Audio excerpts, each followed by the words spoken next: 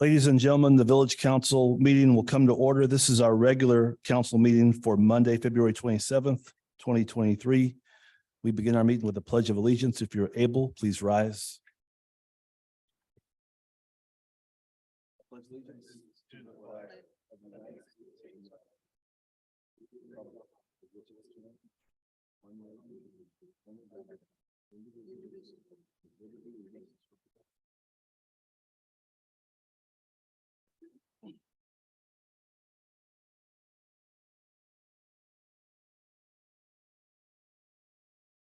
Okay, Madam Clerk, would you call the roll?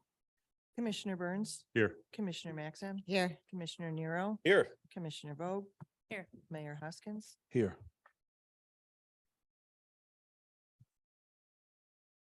Okay, approval of the minutes. Is there a motion to approve the February 15th village council meeting minutes? I'll make the motion. Thank you. It's been moved by Commissioner Maxim. Is there a second?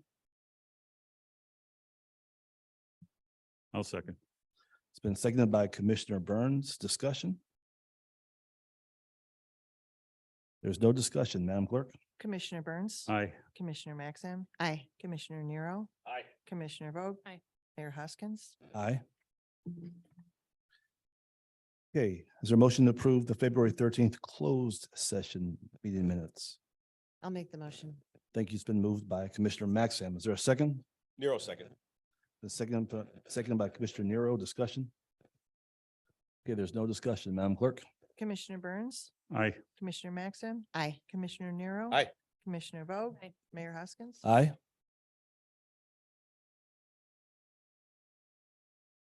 Okay, we're at public comment. Mayor, I did get a statement sent in via email from Thomas Kovac, and then I have 4 other people here. So I'll do this one first. Okay. My name is Thomas Kovac. I reside at 7432 Franklin Street, directly across from the plant site of Farmington Foods, which is engaged in the large-scale industrial processing and cooking of raw pork. I am objecting to the removal of the cooking of animal product as well as to food canning plants as prohibited activities in the I-2 industrial district and inclusion as permissible activities. Both such activities as well as processing of animal products are prohibited in the I-1 industrial district. I am also objecting to the whole manner in which the proposal to amend the I-2 district was initially announced on the VFP website, presented in the submission packet for both the 12/20/22 and 1/17/23 Plan Zoning Commission meetings, and documented in the minutes of the 12/20/22 meeting. No approved minutes yet exist for the 1/17/23 meeting. Nothing in the VFP announcement, PZC packet, or 12/20/22 minutes set forth what was actually being proposed and why and for whose benefit. Zoning Director Steve Glinke not only submitted the packet as the petitioner, but also prepared the minutes, which did not at all reflect what took place at the meeting. There was no mention of his presentation, confusion on the part of PZC members, and their ensuing questions and concerns, or my public comment. Further, the revised 1/17/23 proposal to the PZC to amend the I-2 district code strangely included an okay for activities such as meat cooking and food canning plants. Such changes were done behind closed doors in private. This was after it was found out from Steve Glinke that the reason for any change to the I-2 district was so as to allow Purely Meats to relocate to Industrial Drive from its existing Chicago location. It should be noted Purely Meats, as noted by Mr. Glinke, only processes raw meat and conducts no cooking of such. Based of my observation of both PZC and Village Council meetings, it appears that members of these two bodies have not ever been properly informed and do not understand what is involved with and the adverse impact of large-scale industrial meat processing, and especially of cooking raw meat. Let us look at Farmington Foods cooking of raw meat on the north side of Franklin Street, which is in the I-1 district. This company first installed cooking ovens illegally in 2008 and increased its oven capacity by 150% in 2016, despite the PUD granted to it in December 2015, specifically prohibiting any increase to existing cooking. Farmington currently has the oven capacity and related equipment to cook 7.5 tons of raw meat at once and do such 4 times during a single 24-hour period, meaning 30 tons of raw meat a day. This results in noise, grease, and odor on a large scale. The odor is most unpleasant and nothing like that from a food truck, restaurant kitchen, or backyard grill. My residence at times is totally blanketed by such odor, which may extend for blocks away from the plant itself. It must be noted that because of USDA mandates on quickly chilling and keeping cooked meat very cold, Farmington has a large body of noise emitting refrigeration equipment. This is directly across the street from private residences, including my single family house and yard. Contrary to remarks made by Director Glinky, the I-2 district includes much more than just industrial drive. It includes a large vacant multi-acre swath of land southwest of the corner of Roosevelt Road and Hannah Avenue. There are a large number of residences and retail businesses nearby, all of whom should have been properly notified by law of the proposed I-2 changes. Nobody was told anything. Completely irrelevant to this required notification are any possible future plans on the part of Mr. Glinky or Mayor Hoskins or others involving some future scheme.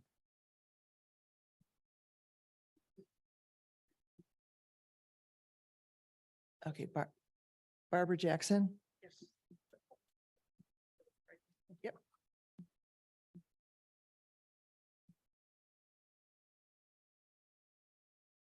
You could tilt that if you need to tip it up. Yeah, I guess so. There, is that okay? Yep. Okay. I'm Barbara Jackson. I live at 25 Elgin Avenue in Forest Oaks. And I'm here like a bunch of us are, a lot of us are, about the dispensary. We are not happy about this whatsoever. We are a senior building, and there is also a work play that rents downstairs on the first level with children. We did bring this up to the zoning board last week also. I do have first a letter from our owner, from Phil. He says, "We found we are not in agreement with the petitioner's response to the application for a conditional use permit. Our reasonings being, we do not agree the proposed dispensary will not disturb existing residents living immediately adjacent to the proposed facility.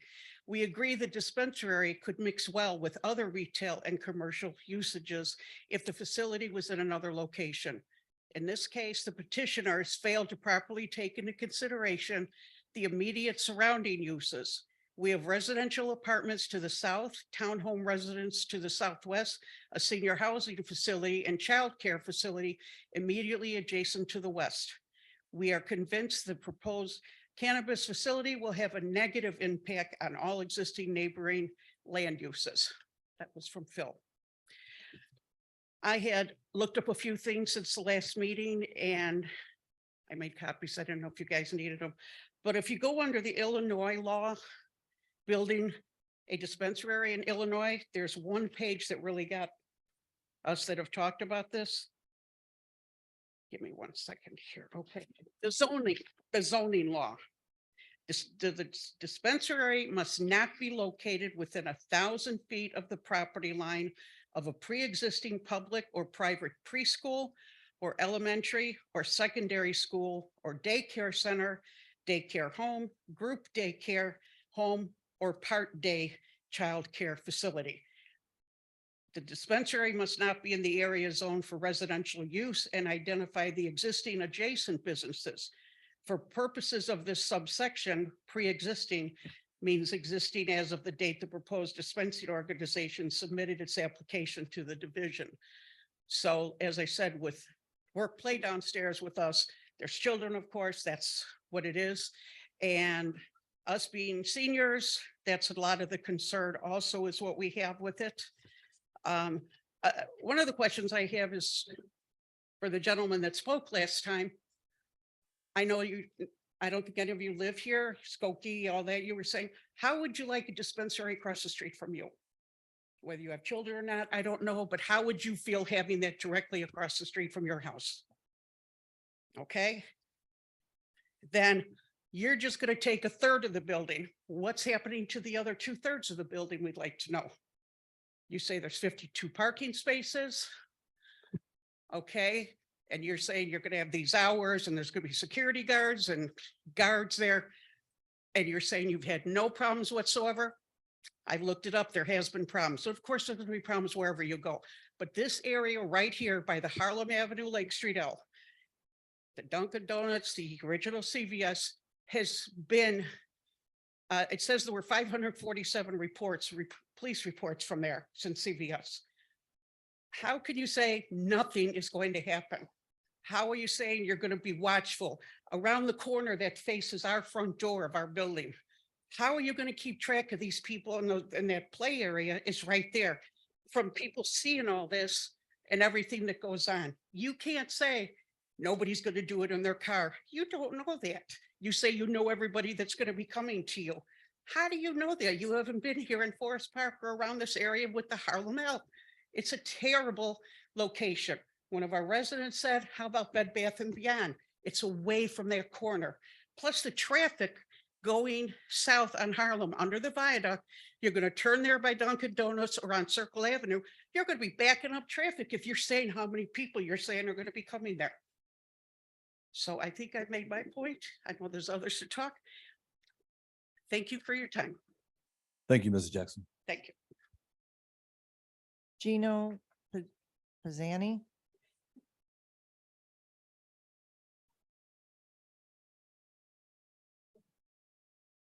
Yeah, I spoke last week. My name's Gino Pisani. I live at 25 Elgin. I'm new there. Well, actually, it's gonna be a year. Seems like yesterday. And I formerly from River Forest, lived in 26 years in River Forest. I had a home there.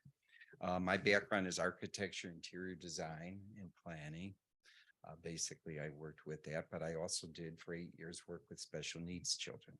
Okay, so my background is a little diverse there.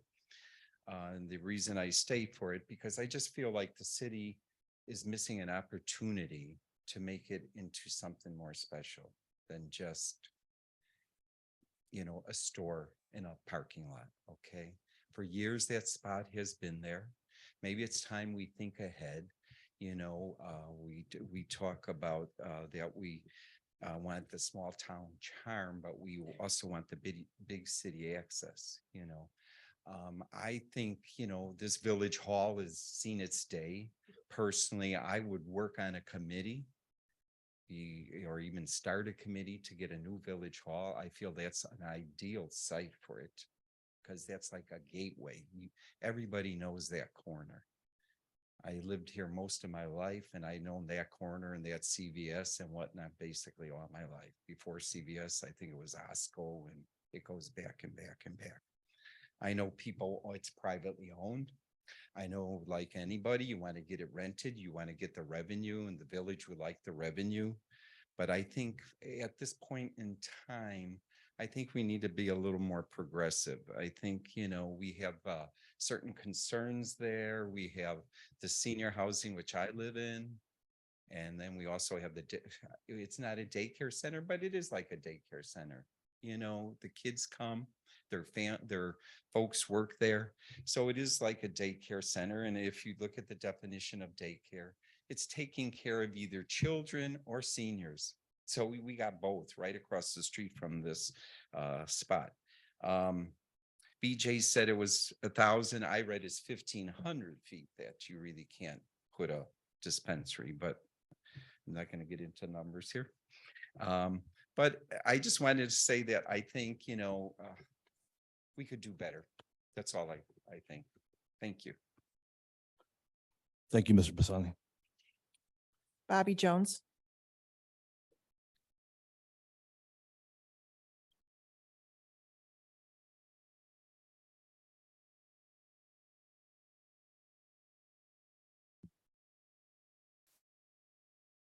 Good evening, everyone.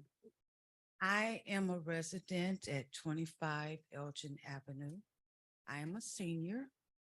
I'm also a walker, meaning I go walking every single day if possible. I go on Harlem Avenue where the Green Line is, and there's always a crowd of people there. So I have to make my journey there to and from before the lights go out, which is directly across the street from the CVS building. There's all kind of traffic over there, different styles of people. You got benches sitting at the Green Line. You got two over here, one over there. It's always people begging, borrowing, wanting. Do you got extra? And so I'm concerned about the security of our seniors in our building, because I'm not the one that walks. It's a few of us, a lot of us. And directly across from CVS is our building. When the weather is nice, we set our tables out for the seniors to be able to come out and communicate. We will be directly across the street from the building. And I used to go across there from time to time, because we also have a smoking ordinance at our building that we have to stay 50 feet, or is it 15 or 50 feet away from our entrance of our building. So I was trying to find out where my 50 feet were. And I can tell you right now, that across the street from CVS to our building is not even 50 feet. It's very close. And so I'm concerned about the kind of traffic that's going to come into our neighborhood, where it's nothing but seniors on our street. And so we have to be concerned about our safety, even with all the things that have been discussed at the last meeting will be in place. I've been there for 2.5 years, and I happen to love my community. And there are other buildings that could take this challenge. I think that building at CVS could be used for something that's going to benefit our community, that's going to bring in something that we can all benefit from, because not all of us participate. So with that being said, thank you. Thank you, Ms. Jones. Bonnie Nelson.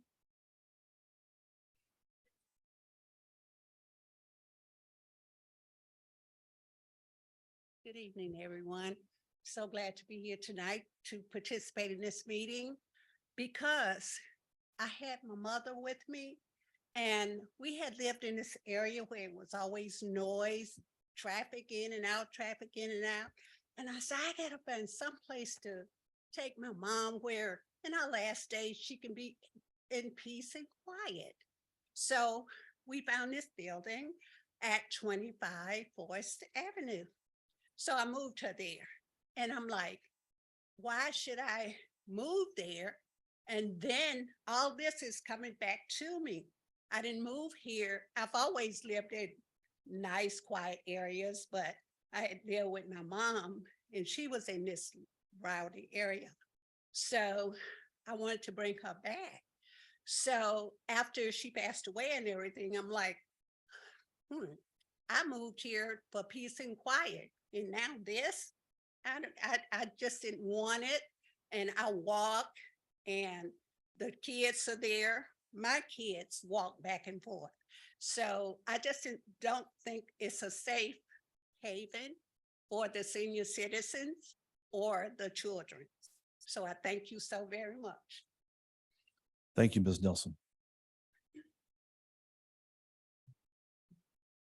Are there any others? No, there are not. Okay. Okay, council, moving on. There are no formal communications this evening. Under department reports, there's a fire department report from January of 2023. Any comments, reactions, discussion to the fire department report? Okay, moving to bills by resolution. Madam Clerk, whenever you are ready. Be it resolved by the Council of the Village of Forest Park, Cook County, Illinois, that we dispense with the reading of the individual bills, inasmuch as each department head has approved and signed bills in the following aggregate amount for their respective departments. Refunds and allocations, $4,018.68. Public Affairs, $26,763.22. Police Department, $3,122.75. Community Center, $2,084.30. Accounts and Finance Clerk's Office, $179,872.46. Accounts and Finance Fire Department, $1,276.71. Department of Health and Safety, $11,103. Street Department, $47,065.45. Public Property, $9,793.22. Seizure, $6,017.37.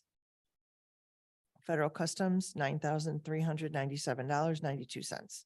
Fleet Replacement, $1,027.39. TIF, $9,247.79. VIP, $32,178.40.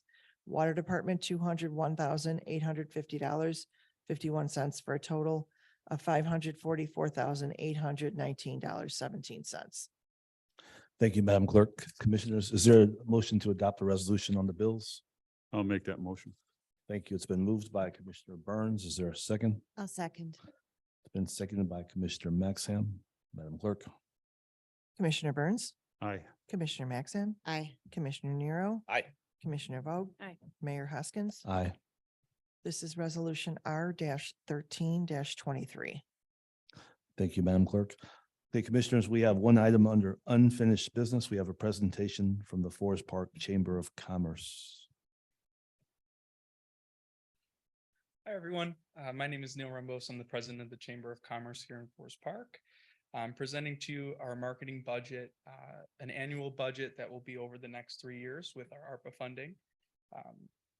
We want to focus on two major points. We want to drive local business and we want to connect the community. We have a 6-point marketing plan that focuses on partnerships, digital marketing, direct marketing, place-based marketing, social media, and events. With these 6 points, we're hoping that we will be able to bring the chamber into a more advanced style of marketing, utilizing social media, print advertising, all the events that we have. We want to create a web that uses all of these points together and helps all of Forest Park. The total for that budget annually is $40,000, and we're hoping that we can continue to be the marketing arm for the village over these next 3 years. If anyone has any questions on the plan, I'm happy to answer them now. Does anyone have any questions for the chamber? Thank you, Neil. Thank you. Okay, Commissioners, moving to new business. The first item is an ordinance granting a conditional use permit for a cannabis dispensary in the B2 district in the village of Forest Park. Is there a motion? I'll make the motion. Okay, it's been moved by Commissioner Maxam. Is there a second? Nero, second. Okay, it's been seconded by Commissioner Nero. Discussion. Mr. Burns. Yes, I have read all the documentation that has come in on this. I have to tell you, it was very well prepared. As a matter of fact, the director of security for the company that's going in there is a well-respected, retired Illinois State Police Superintendent, Superintendent Boucher. Impeccable credentials. He takes everything by the bull by the horns. He is also very good in setting up security systems. One thing that folks don't realize is that those 574 calls that were over at the CVS were removed the unwanted, shoplifting, domestic violence. All of that was over there.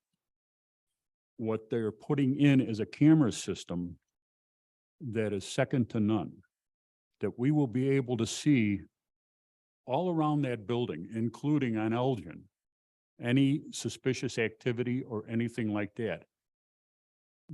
The company that's putting in those cameras are facial recognition cameras. And another thing that we have going for us, if we put this in there, is that we have something that we haven't had before. Those cameras are going to look at Circle in Harlem.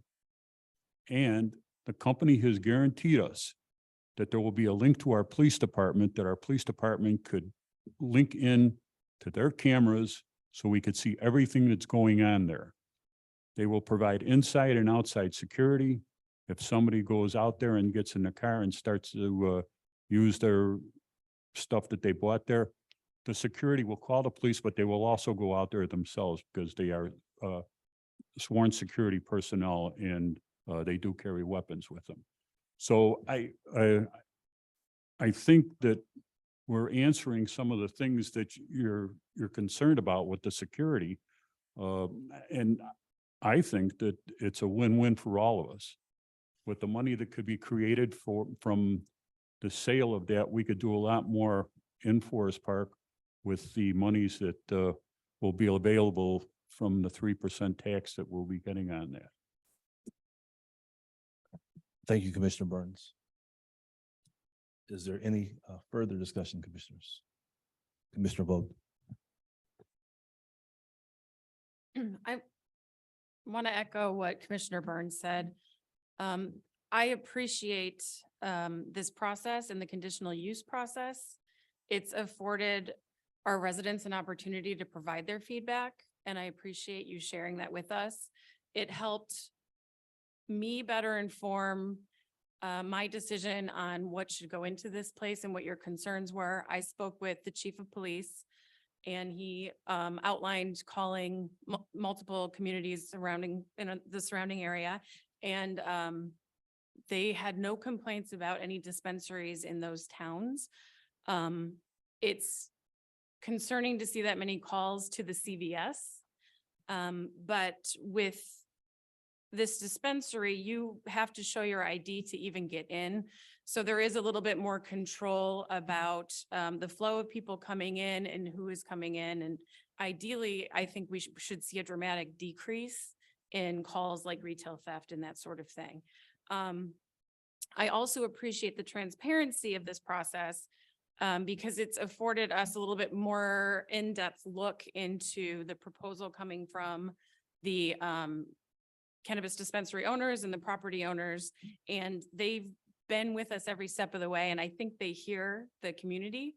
And I think they take security and your concerns about safety very seriously. And I have spoke with, multiple people that live in town. And it seems like a lot of people are excited to see a dispensary come into town. I know Commissioner Burns mentioned the, added revenue generation. And I do feel like this process worked well. And I appreciate you providing your feedback, but I do believe that this will be a much safer corner than it was with the CVS. Is there any further discussion? Mr. Maxim.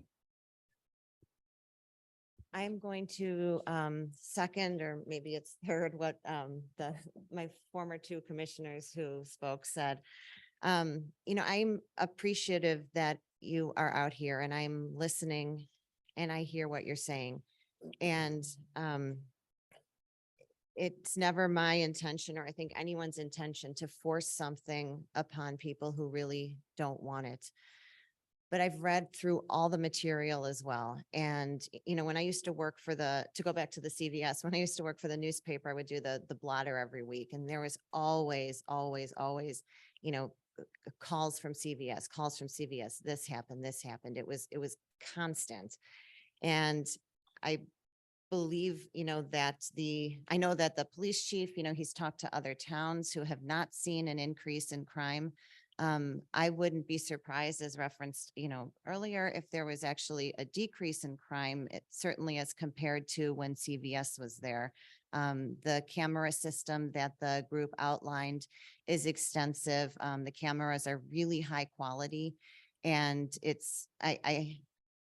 I can't predict the future. I don't have a crystal ball, but I think it will be okay and it will be safe. And there's going to be revenue that's brought into this town that we need. And it's a really unusual that a new stream of revenue this size opens up to our town.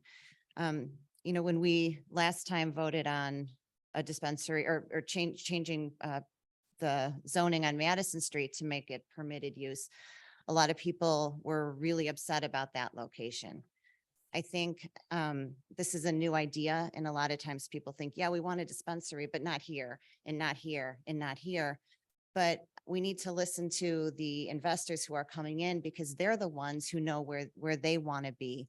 They've done this before, they've done it safely, and they don't want to be hidden off somewhere on Industrial Drive where they're not going to be seen. You know, they want to be an active participant in this community, providing safety to the neighbors around them. And I think that's a really important thing to consider.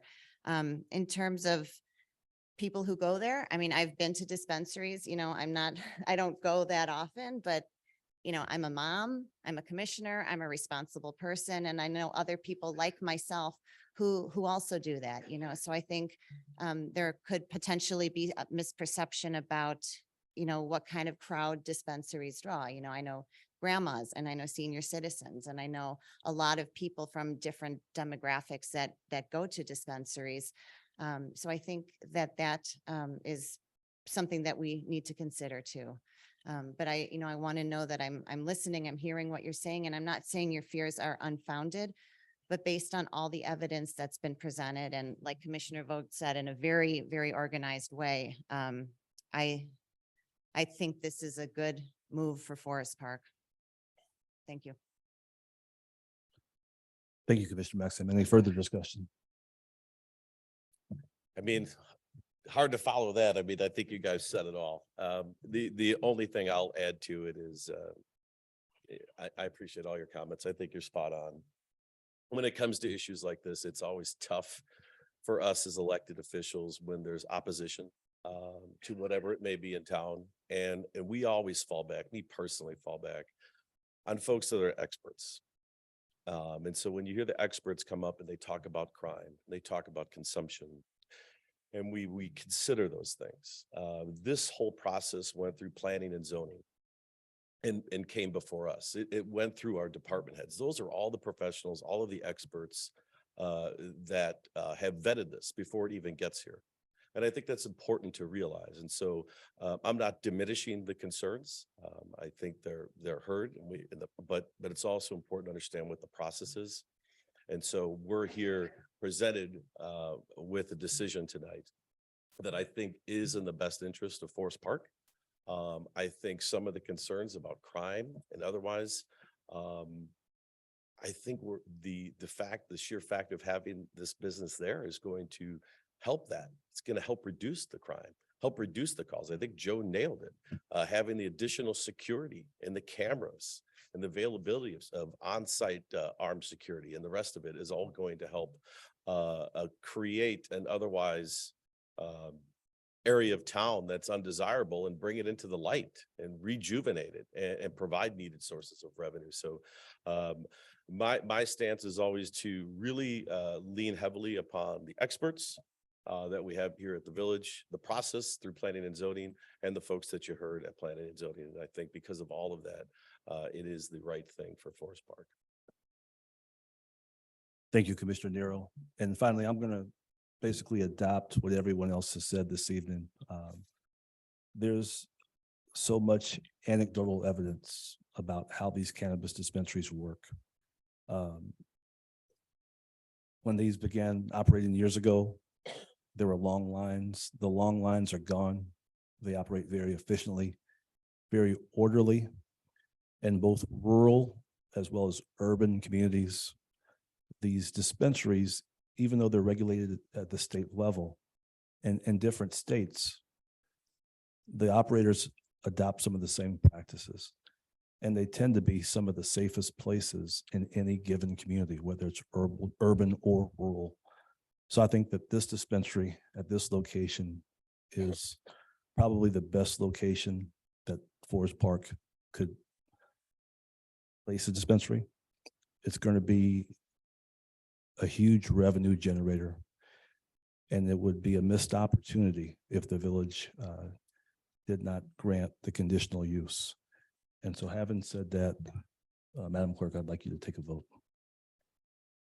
Commissioner Burns, Aye. Commissioner Maxim, Aye. Commissioner Nero, Aye. Commissioner Vogt. Aye. Mayor Hoskins. Aye. This is ordinance O-09-23.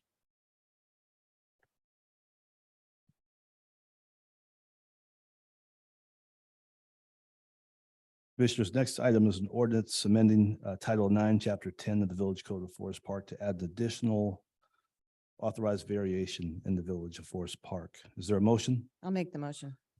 Thank you. It's been moved by Commissioner Maxham. Is there a second? I'll second.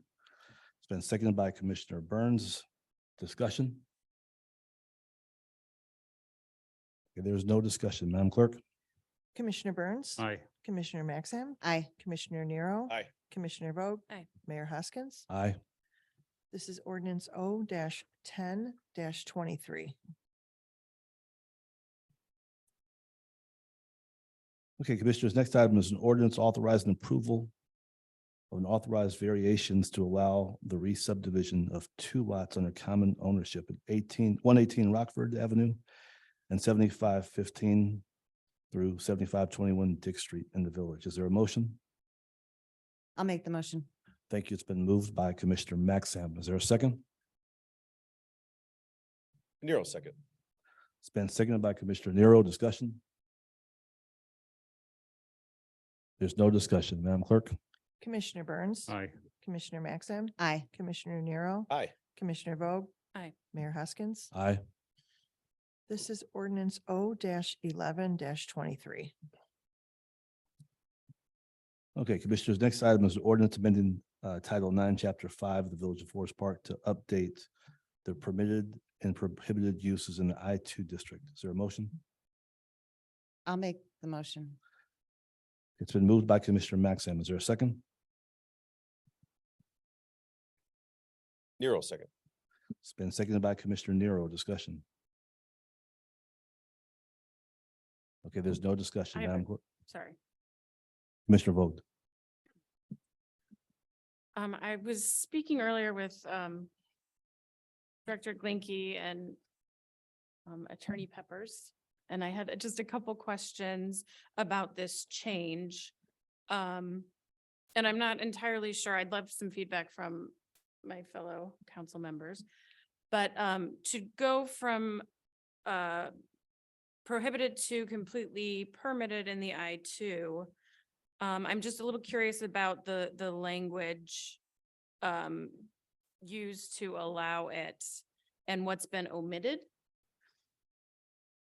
Cooking, distillation, and processing of animal and vegetable products, including but not limited to brewery, distillery, wholesaler, retail, butcher, and food canning. To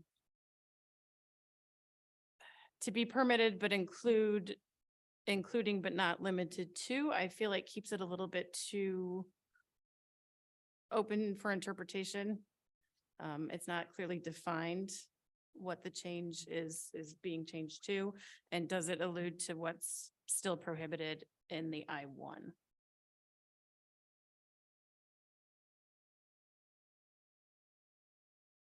Is my question. Yeah. I did have a discussion with Jessica before the meeting, and maybe you could read the language that you're concerned about. But there are 2 things here being addressed. One, you're making it a permitted use. And that's what came out of Planning and Zoning Commission. That of in itself is a vote you need to take. The language that's being omitted, as I understand it, is not being carried forward because it's those uses not to be permitted in the permitted use area. If you're concerned about that language, I guess your option would be to specifically amend it to say excluding these uses. I think you had a list of what those were. That would be, if that's up to the will of the council, that's something they could vote on. But right now, what's before you is making this use a permitted use in the I-2 district that's not otherwise permitted. And to clarify, if this were to change to conditional use, that would be sent back to the planning and zoning. That'd be correct. So what was applied for and what is before you is a text amendment to make this use a permitted use. If for some reason it's the will of the council that it goes back, or that it is more appropriate to be a conditional use, whatever that language might be, by the way, then that would require a republication and have to go back and start all over.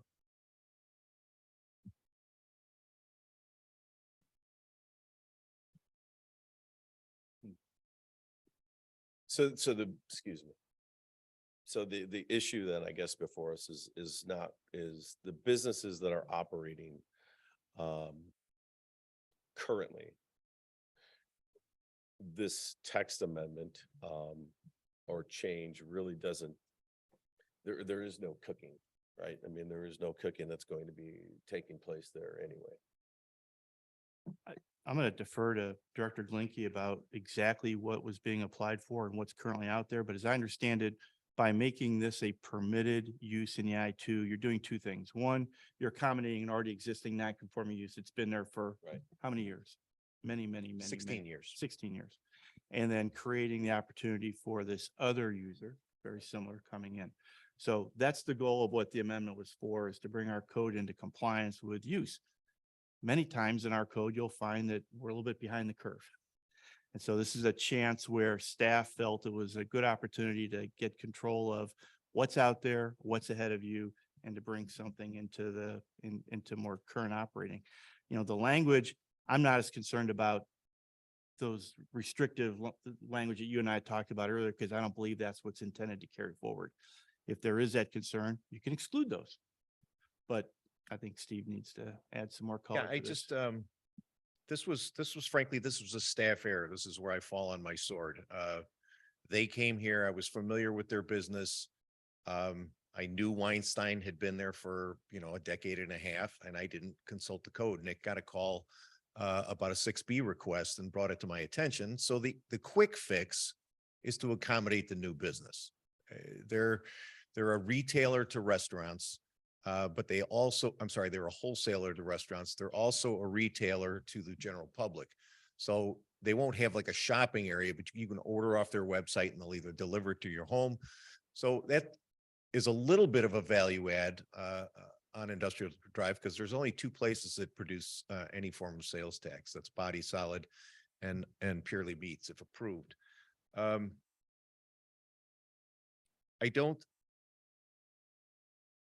I'm a little concerned, I think, about some of the comments and some of the chatter that's been put out there. This was carefully vetted. Okay, it's 1,500 feet from any other residential property. It's surrounded by cemeteries. There are going to be no adverse impacts. And the bottom line is, we haven't started that conversation with Nick yet, but Courtney and I are going to be getting together, the three of us, to start the zoning rewrite. And I think we can all agree that, the permitted use of blacksmith on Industrial Drive will be addressed. There are more global things. Right now, it's not my preference to do that on the fly, but it's been sort of our MO for the last 12 years, because we've never gotten dedicated funds to do the complete, universal rewrite of the code. And we haven't made a decision whether we're going to do a page turn or we're going to scrap the whole thing. Okay, zoning is complex in a town that is non-conforming as Forest Park. The goalposts keep getting moved. The case of the lot split is a perfect example. That's kind of a one-off. I don't even know if there's another set of circumstances where those same conditions apply. But I stand by the report. I know this operation. Anytime I get an out-of-town relocation, I go to their business. I go to look and see what they do. Right now they're packed in just east of Cicero on Division Street, where they've been for generations. And frankly, I think it's a great value add that they're going to be doing retailing to the community. Order off their website. It's premium meat. It's a good thing. Thank you.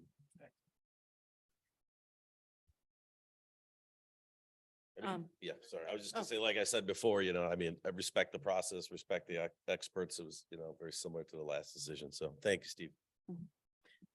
Yeah, no, I appreciate that. And I just bring it up because the good intentions of correcting something, I didn't want to leave the door open to unintended consequences where all of a sudden something is allowed that isn't ideal for that space.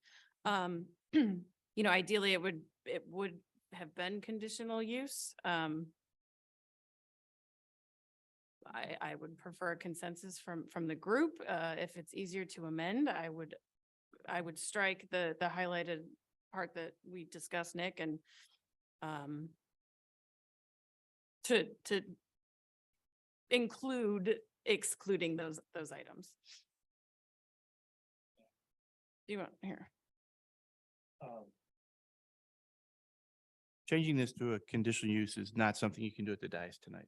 Okay, so I think to echo what Director Glinky said earlier, this is a good cleanup to the code. It's I2. It's furthest away from everything you have with other similar uses. I'm not as concerned about the language and the limitations or what didn't get carried forward, because this is the I1 language, if I recall. But if you're inclined and there's concern that this opens the door, and I'm not as concerned, to slaughterhouse, stockyards, fat rendering, soap manufacturer, glue manufacturer, tannery, paper, wool scouring, cleaning, cotton textile, scouring, bleaching, dyeing, and similar, paint, varnish manufacturer, creosote products manufacturer, is the concern, the easy fix is to exclude those, right? Say, but excluding these, if that's where you want to go with it, and I think that's what you're talking about.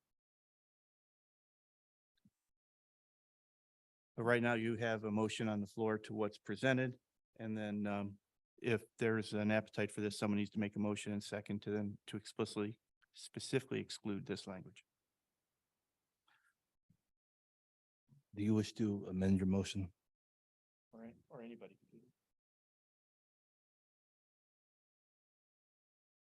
I don't know yet. Well, the maker of the motion doesn't have to amend it. It can be anybody. I do have a question. If we amend the motion, does that have to go back again before the zoning board? With the change? For the language that I just Yeah. read? No. No. If the language is in there, we don't have to go before the zoning board. Right. If you exclude these as exclude, if you add these as excluded uses, that does not have to go back. So we can amend it and it doesn't have to go before the zoning board. Correct. That's my, okay. Can I see the highlighted portion? Is that okay?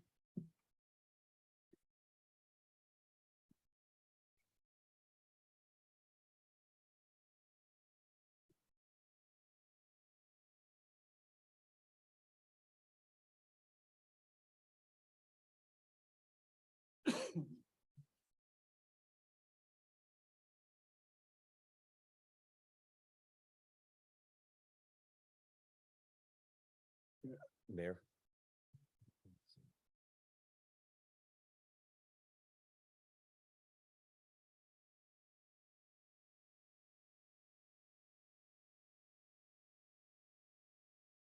Can I, sorry, Director Glinky. I would, I would like your opinion on this.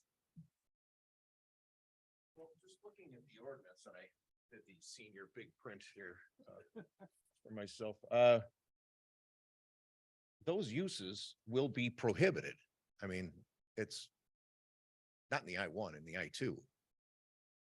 Right?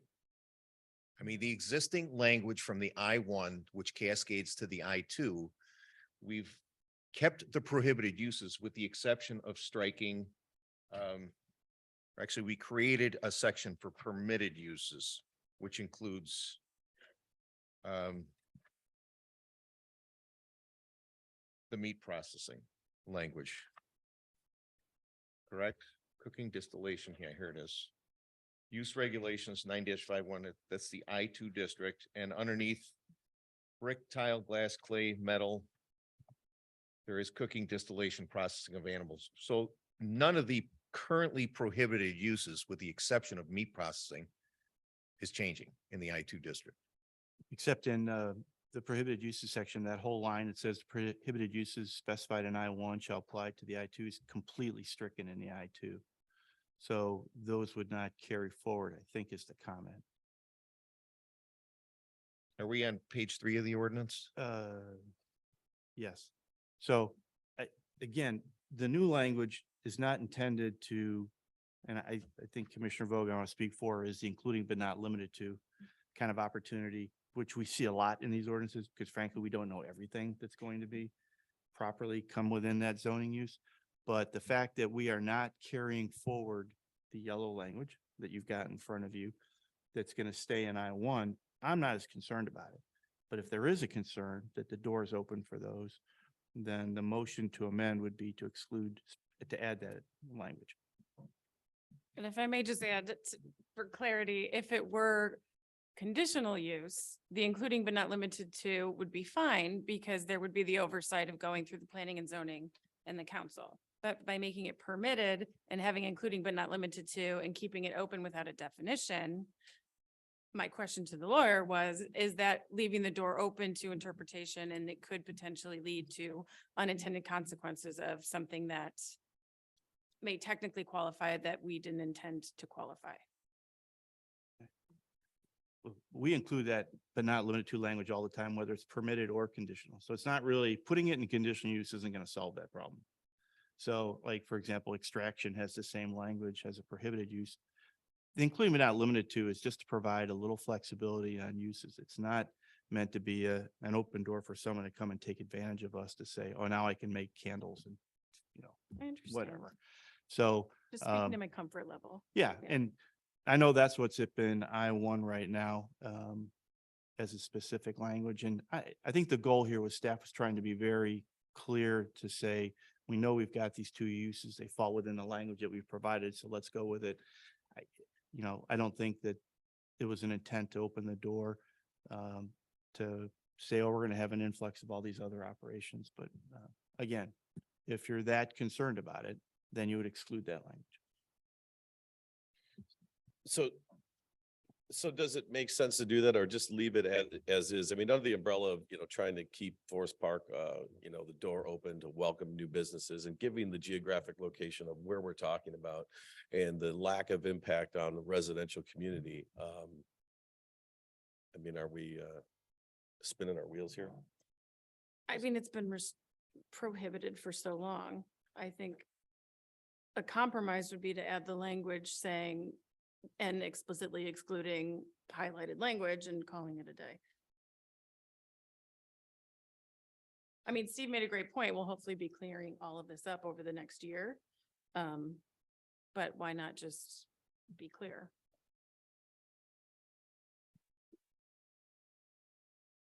My guess is that section won't change much as we clean up the zoning ordinance.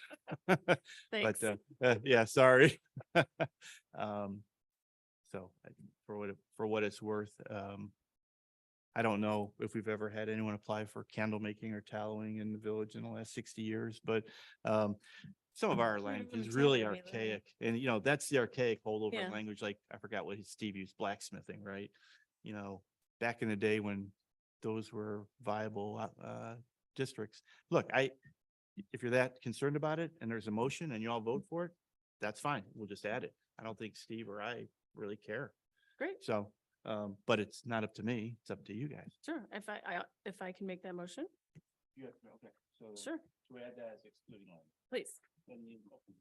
Nick, you're going to have to give me what we're trying to do. And Like it's not Vanessa? just blacks. I'll get you. Okay. So this is to amend the proposed ordinance? Yeah. And It's the amended. proposed ordinance, and it would be section, the new highlighted section at the top of page 3, where we're providing for cooking, distillation. Sorry. And processing of animal and vegetable products, including but not limited to brewery, distillery, wholesale and retail, butcher and food processing, canning plant, comma, but excluding what's in yellow. Okay. That's not fair? Okay. Okay. That's the motion on the table. So there's a motion to amend by Commissioner Vogt. Is there a second? I'll second. Okay, so it's been the motion to amend by Commissioner Vogt. It's been moved and seconded by Commissioner Burns. Madam Clerk, take a vote on that, please. Commissioner Burns, Aye. Commissioner Maxim, Aye. Commissioner Nero, Aye. Commissioner Vogt. Aye. Mayor Hoskins. Aye. Okay, so we're back to the main motion as amended. Is there any further discussion on the main motion as amended? Okay, so there's no discussion. Madam Clerk, whenever you're ready. Commissioner Burns, Aye. Commissioner Maxim, Aye. Commissioner Nero, Aye. Commissioner Vogt. Aye. Mayor Hoskins. Aye. This is ordinance O-12-23. Okay, Commissioners, next item is an ordinance amending section 2-7, chapter 7 of Title 2.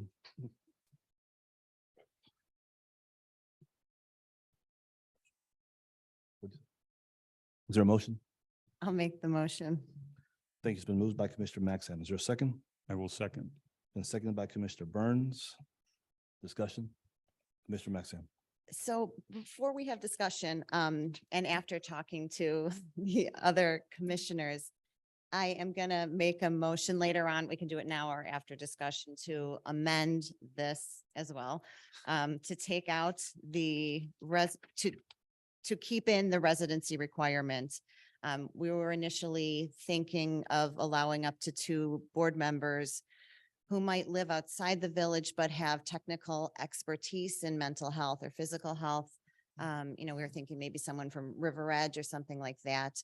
But the other commissioners, and I agree, said, hey, we can find those people in Forest Park, which I definitely know to be true. So I'm gonna either now or later amend it so that that's still in there. So. Why don't you go ahead and make the motion to amend now? Okay, so I will make the motion to amend this ordinance and strike this line from 2-7-1 under board created semicolon members.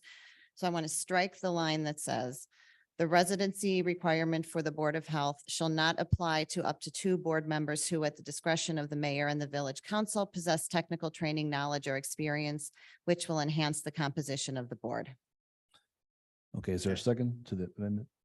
The Nero second. Hmm. Is that what Okay, you're s- asking? Yeah, so it's been moved, moved to amend by Commissioner Maxim, and you second. Sir. Okay. So now we're back to the main motion as amended. Discussion? Yes. We have to vote on this. Oh, sorry. Madam Clerk, thank you. Commissioner Burns, Aye. Commissioner Maxim, Aye. Commissioner Nero. Aye. Commissioner Vogt. Aye. Mayor Hoskins. Aye. Discussion. Yeah, so this came up because I've been working on some mental health initiatives with staff, and it was brought to my attention that there already on the books was this Board of Health that I didn't know was on the books. I think the memo said it was created in 2014, but I don't think it's been active for quite some time. And we thought that it might be a really great way to bring some experts right now, specifically in mental health, but it's not going to be limited to that, to, physical health too, to be the village's experts on outreach to the community, projects we can do as a village to make sure that our villagers have the best resources to be healthy people in all different ways. And that includes mental health, physical health, food insecurity, all those kinds of things. So to have a board in place that's actively looking for ways to increase resources and opportunities for all our residents in the area broadly of health, and specifically right now, mental health. So that's where this initiative came from. Is there any further discussion? Yeah, I just real quickly. So the ask really, when it comes to these boards and commissions, so the Board of Health, mental health awareness is it's something that we all need to jump on board with. And it's tough to fill boards and commissions and committees in Forest Park, period. And so the effort or the ask here is that we bring some energy and bring some visibility into this very important issue. It's very important to me. You can get in a room of 50 people and just ask somebody if they've known somebody who's taken their life by a suicide, and you'd be surprised at how many hands go up. And so it is a very important issue. And so because of that, we need to bring awareness to it and get folks, local folks, residents, to Maria's point, engaged and on board. And that doesn't preclude us from reaching out to the experts or other communities to bring somebody in to talk about it. It's fantastic. But we can handle it in-house, and we need to really, get that awareness out there to help to fill this particular board. Thank you, Commissioner Nero. Is there any further discussion? Commissioner Maxim. I want to thank Commissioner Nero for his comments, and also Commissioner Burns pointed something out to me too. And he said, look, when you guys set up the Altenheim Advisory Committee, you really advertised that you were looking for people and got many resumes of highly, highly talented people. The caliber was just exceptional. I couldn't believe the experts who are willing to come and volunteer their time to work on this committee. And I have no doubt that it will be the same here if we put the word out and say, we need smart experts in this area, I'm positive that people will step forward to fill these seats. So thanks for pointing that out to me. Okay, I'm just going to quickly concur, given the Village of Forest Park's location. We have some very talented people in this community, and we happen to be located next to one of the largest medical districts in the country. And so there are lots of mental health professionals and lots of eminent medical personnel who live in Forest Park, who pass by Village Hall every day. And I have no doubt that we'll find lots of qualified people who are willing to serve in a voluntary capacity to fill this board. So commissioners, thank you all for your comments and for your contributions to make this happen. Madam Clerk, are you ready? Ready. Commissioner Burns. Aye. Commissioner Maxim, Aye. Commissioner Nero, Aye. Commissioner Vogt. Aye. Mayor Hoskins. Aye. This is ordinance O-13-23. Commissioners, next item is an ordinance rescinding ordinance number 0-06-22, waiving bid and reauthorizing the acceptance of an updated retail sales order for the purchase of 2 fully equipped 2024 heavy-duty plow trucks with build out. Is there a motion? I'll make the motion. Thank you. It's been moved by Commissioner Vogt. Is there a second? Yes, Nero will second. It's been seconded by Commissioner Nero. Discussion? There's no discussion. Madam Clerk? Commissioner Burns, Aye. Commissioner Maxim, Aye. Commissioner Nero, Aye. Commissioner Vogt. Aye.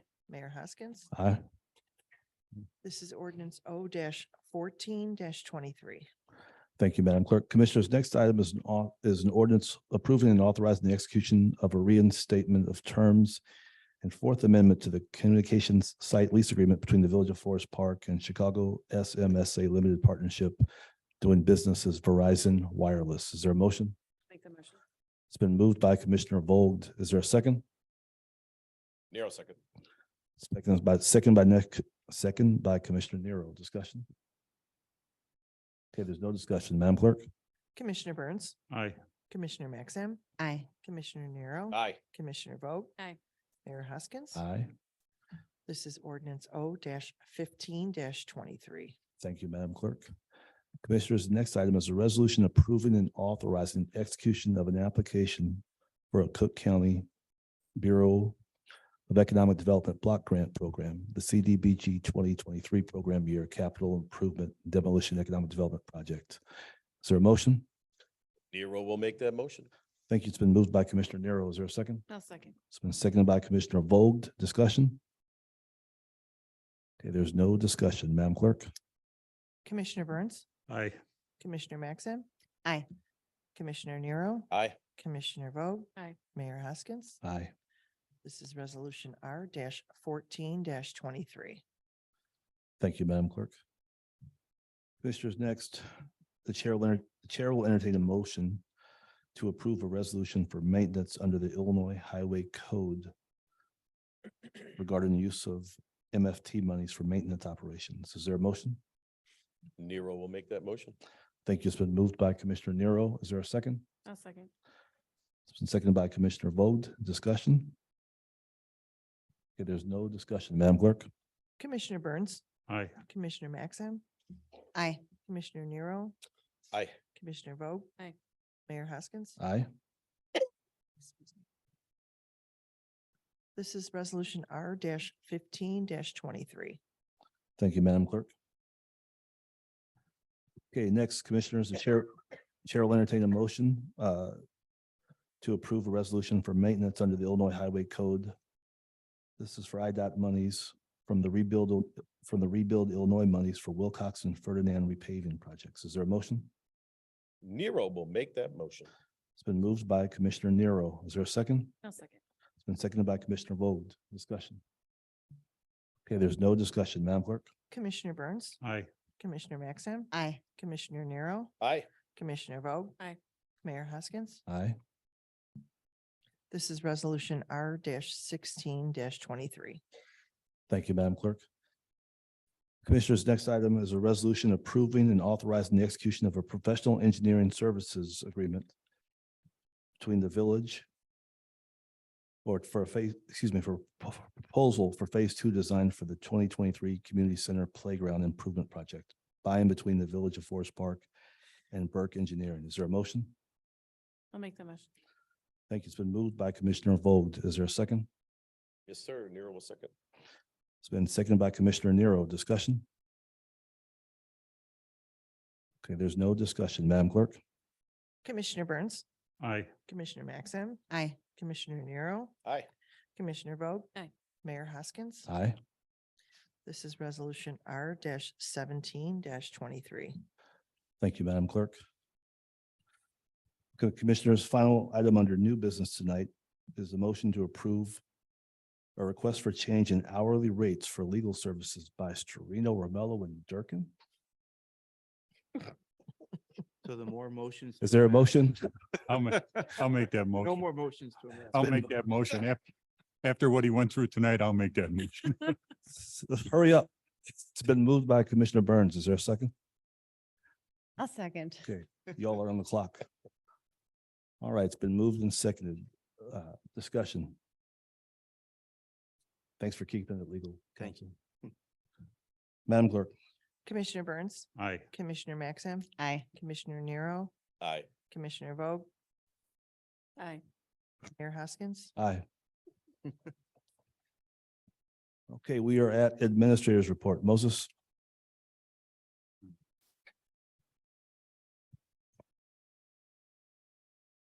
I have two things this evening, one of which is on the agenda. The first one that's listed on the agenda is asking for policy direction from the council about an EV charging station grant that we received last year. Last year, might have been around this time or maybe late spring, we applied for a few grants to have EV charging stations installed at Constitution Court. If we can recall, there's currently a station there that's hasn't been in operation for many years. The company is no longer in existence. The station is no longer in the network. So essentially that piece of equipment needs to be recycled.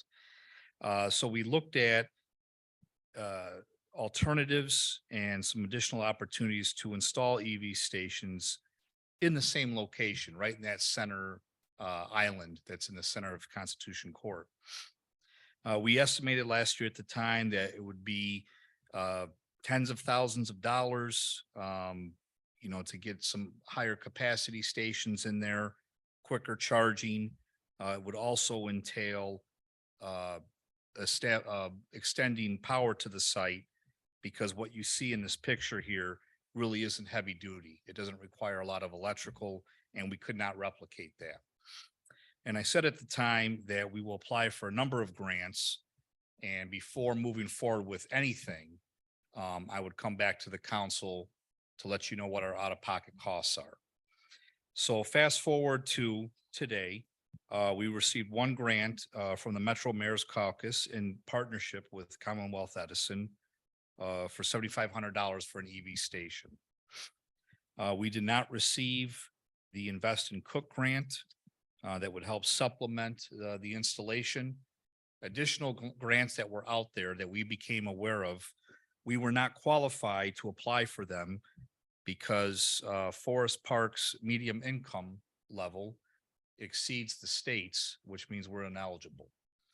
So we're back here for a timeliness reason.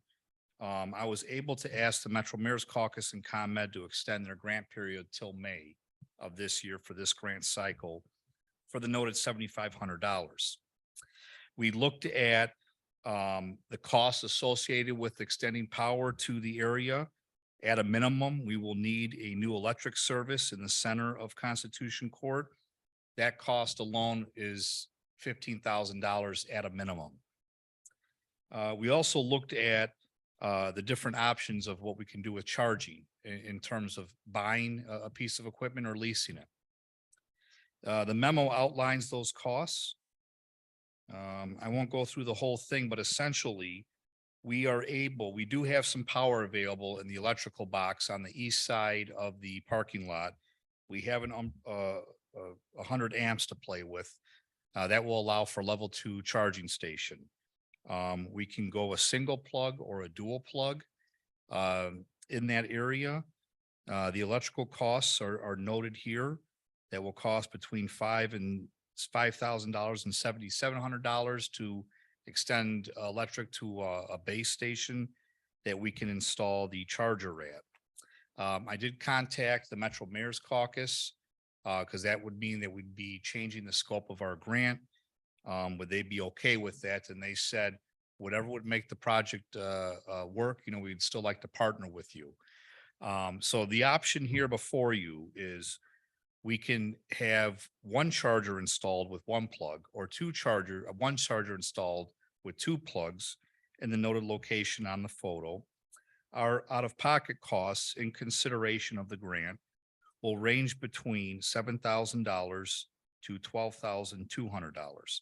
$7,000 for the station with 1 plug or $12,200 for the station with 2 plugs. The reason why there's a big difference there is because we have to extend the power further down the parking lot a little bit. In the staff memo, I note that we are going to propose to lease the station, not buy them. That allows us flexibility in 5 years if technology changes or if we want to go with another vendor. So, because of the timing, this is where we're at right now with what our exposure can be or will be if we decide to install a charging station at Constitution Court. And, as I say in my documentation to the Metro Mayor's Caucus, I just want to get direction from the council before we decide if we want to move forward. And I'm happy to answer any questions. I still put gas in my car, so forgive me. You gotta pay to charge your vehicle? Yeah, you would have to pay to charge the vehicle. I don't have a rate yet of what that would be. They work with you when the station's installed. My main concern is, whatever that rate is, we pay the ComEd bill. I want to make sure our ComEd bill that we're even. But you would have to pay to charge the vehicle. It's not free. Thank you. Okay. Anything else? Question. So 1 station, 1 car, 1 station, 2 plugs, 2 car, Mhm. 2 stations, 4 cars? No, I'm proposing 1 station with 2 plugs, so up to 2 cars, or 1 station with 1 plug. Okay, you're ignoring the 1 plug station. Yeah, so we have 2 options. Yeah. The stations comes with 1 or 2 plugs. There'll only be 1 station. We have to choose which plug, we want a 2 plug option or a 1 plug option. The 1 plug option, out of pocket, $7,000. If Yeah. we go the 2 plug option, because we have to move the station a little bit to the north, that's additional conduit and labor. Our out of pocket would be $12,200. Now you have a question. Is the electrical still in there from the one that is defunct? Yeah, essentially, and if I'm wrong, Sal, correct me. It's basically a plug. It's not heavy duty. We really cannot use that again in this type of installation. And per the grant, last question, I'm sorry. Per the grant, you can't just stub it up and think about what we're gonna do later. You have to Yeah, I'm pay it through to completion. Yeah, I'm sure the grant's gonna want us to stub a base and put a station there. Right on. Okay. Again, part of our ask with the grant, because our station's not in operation, unless something's changed in a year and I'm not keeping tabs on everybody, we have a charging station desert here in Forest Park and in Proviso Township. So that was one of the reasons why we want to pursue this. Yeah, I wanted to just add, a few of my friends have to charge their electric vehicle, and they look for places to go to do so because there aren't a lot around here. So there is a value add to having it there in Constitution Court. People go grab a bite to eat, go shopping, whatever. So we will see, you know, paying for the charge, but also folks will be spending their dollars in town. That's why, you know, Target or whatever, theirs are free because people shop. This actually kind of relates to what Commissioner Vogt just said about location. I don't know if we're limited only to Constitution Court with this particular grant, or if any research was done into what would be the best location in town to have a charging station. Yeah, so our grant application was specifically for Constitution Court. As you know, we also sit on C4. You've been involved, Commissioner Vogt's been involved. Obviously, the mayor's been involved with the C4 process. Cook County has a program right now where they're asking for suggestive sites to put in charging stations. That is unknown right now. You know, I did submit for Constitution Court. I did submit for our CTA parking lot. I did submit for one of our other parking lots as well, but that's unknown right now, if that can be a possibility. I'm not against the location. I was just curious if there'd been, you know, some kind of research into it, but you answered me. Thank you.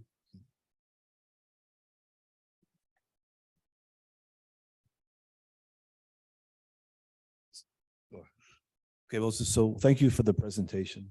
Commissioners, why don't you give us some thought and, you know, circle back to Moses with your comments, whether it's one plug or two plug. I'm inclined to go for two plugs, but we don't have to decide that right here, right now.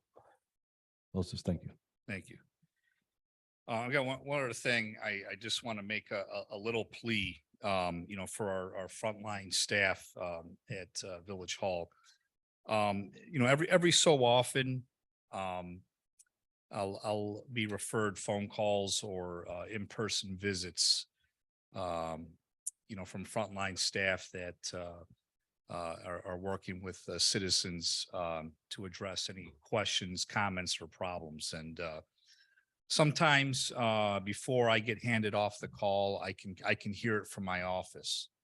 You know, maybe you know, sometimes when one calls Village Hall, you know, a lot of times when one visits Village Hall, they might be paying a ticket or maybe receive a water bill that seemed to be high. But, you know, a lot of times we'll get some inquiries that, you know, people are a little sensitive about and, you know, it affects their day. And sometimes, you know, how one feels they may be taking it out on our staff. I'm trying to be very sensitive about this because I'm also very cordial with our neighbors here in town. So, you know, our staff work hard. We try to provide everybody with individualized and personalized service. They do a great job. I'm happy to take inquiries. But you know, we deal with a lot here every day, and we're more than happy to work with everybody. If there's some, you know, tough things that we need to get through, we'll get through it together. And that's our commitment to our community. We're here to serve the public. We're very willing to do so. And no matter what the challenge is, we'll be always serving you with a smile. And no matter what the issue is, no matter how hard it is, we're going to try to take care of you. So I know today, you know, everybody's under stress. Everybody's got a lot going on. But when you do call Village Hall, when you do visit Village Hall, we're going to be more than happy to help out no matter what happens in town. So I make that plea for our staff and just want to say we're very grateful for serving a great community here in Forest Park. Thank you. Okay, we are at now Commissioner's Report. Commissioner Burns. I have nothing. Mr. Maxim. I have two short things to talk about. I'm sure everyone is wondering how my overnight sleepover went on the Altenheim when I did sleep out for change for the homeless veterans program at Housing Forward. It was awesome. It was really, really cold. and I slept in a cardboard box, but it was only one night and I had great gear. At one point in the night, there was a big gust of wind and my box broke, but then it folded on top of me and I was actually warmer, which was really great. Joe Landgrebe, who's here in the audience, and some other people stopped by. And I think Eric Crumry raised at this point probably close to or over $8,000 for the Housing Forward Initiative. So it was fun and it was a really good program. And also I would like to thank Steve Glinke, Director of the Department of Public Health and Safety. There was a lot of zoning things on the agenda today, and thanks to him and the PZC for putting in a lot of hard work on these items. That's all I have for today. Commissioner Nero. Commissioner Vogt. I will be brief because you were provided with all of the information up until now with the single-use plastic ordinance. But I'll just encourage you to read through it if you haven't had a chance. And I wanted to thank, there's a resident, Julieta Aguilera, who uses an app when she's picking up trash in town called Literati. And so the images attached are just all of the data that she's collected. I think most of those came from maybe a year or two springs ago and only a couple of months. But all of those images are, single-use silverware and condiment packages and all that stuff strewn about public property, our streets, all that stuff. I know Public Works staff spends an inordinate amount of time cleaning up trash in town and trying to keep things looking nice. So it's impactful, I think, to see that. And it was nice of her to share those images with us. So I just want to invite everyone to read through that. There's some great information and responses to the survey that we sent out to the businesses. And we'll hopefully have an ordinance for y'all in the next meeting or two. All right, thank you, Commissioner Vogt. I'm going to forego my commissioner's report tonight, and the chair will entertain a motion to adjourn. Nero will make that motion. It's been moved by Commissioner Nero. Is there a second? I'll second. Seconded by Commissioner Burns. Madam Clerk. Aye. Commissioner Maxim, Aye. Commissioner Nero, Aye. Commissioner Vogt, Hi. Mayor Hoskins. Aye, we are adjourned.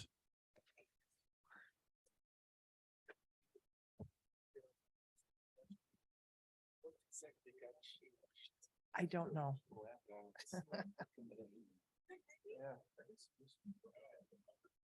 That's not what got changed. It was with the prohibited uses, but Nick, yeah.